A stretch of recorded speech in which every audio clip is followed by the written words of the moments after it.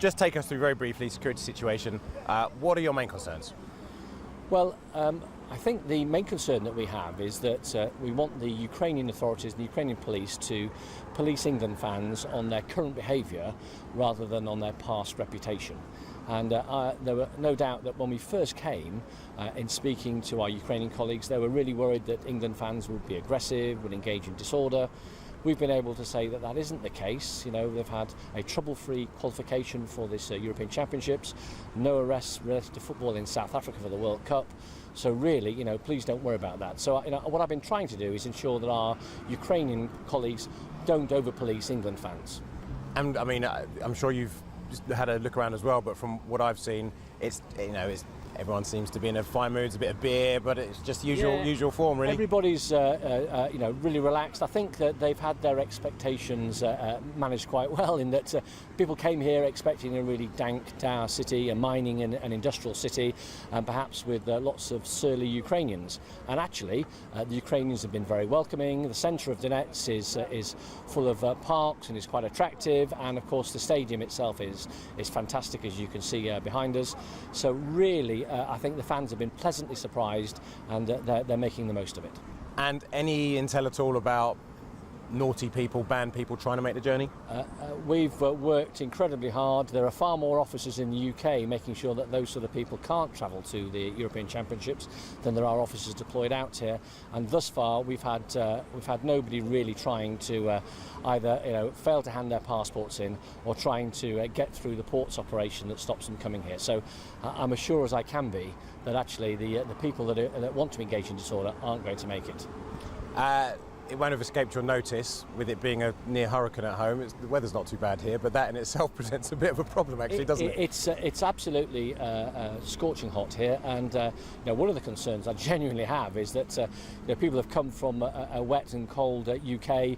It's lovely, they're on the beer, and before you know it, it's all about disorder. It's about people actually having dehydration and collapsing.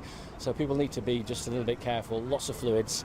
I never thought I'd be here giving out health advice, but that's my concern at the moment. And the other big concern, you saw the Panorama documentary. What implications have there been for you, and have you seen any sign of concern for England fans? No, I mean, obviously, I think the Ukrainians are now sort of accepting that in their domestic game, they do have a problem with racism. But they have lots of international and European fixtures played here in Donetsk where that hasn't been the case. So I think the Ukrainians feel that actually they haven't been portrayed particularly fairly. I make no comment on that, but certainly we've had to do a bit of fence building when we came here to ensure them, look, whatever the reputation is or isn't, what we need to do is ensure we have a safe and successful tournament, and that we work together as effectively as we can.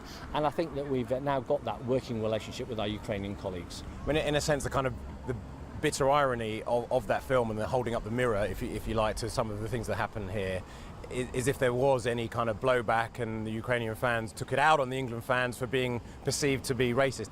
Is there any reason to believe that that's going to happen? No, I don't think there's any reason to believe that. I think one of the things that I'm just a little bit wary of is that there are quite a few foreign nationals wearing England shirts at the moment, particularly quite a lot of Russian fans wearing England shirts for tonight's game, presumably. So, if there is any sort of disorder, we need to just be entirely clear as to who we are dealing with. Just because somebody in an England fan is engaging in disorder doesn't necessarily mean that actually it is an England fan. And from the people that you've spoken to, what's your advice to any black or brown people of colour, fans of colour, that have come to watch England? I've spoken to maybe half a dozen this morning as I've been walking around in the city centre. They all tell me that they're having a great time and that they've had no problem. But my advice would be, look, enjoy yourself, stay to the main sort of city centre and the sort of the fan zones and the ground itself. The same advice to them as everybody else. Don't go daft in the bars, have a drink, enjoy yourself, get down to the ground in good time, soak up the atmosphere, have a great time.